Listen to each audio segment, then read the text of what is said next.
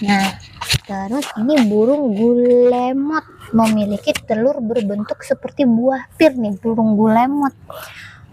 Terus itu agar tidak mudah bergelinding gitu dari tebing curam, soalnya dia kalau bertelur ada di tebing yang curam, jadi bentuknya dia seperti buah pir. Kita kasih lihat teman-teman tuh, kayak gitu tuh teman-teman.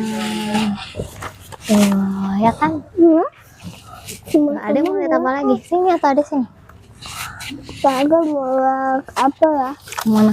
Ini dulu kan belum selesai. Terus ini adalah apa ya? Kumbang bombardir. Tuh, menyemprotkan cairan panas dari perutnya untuk pertahanan diri tuh. Jadi dia kalau diserang, dia menyemprotkan cairan panas tuh deh tuh. Kakak uang ini. Iya, kasih lihat ke teman-teman yang kayak gimana kecoanya.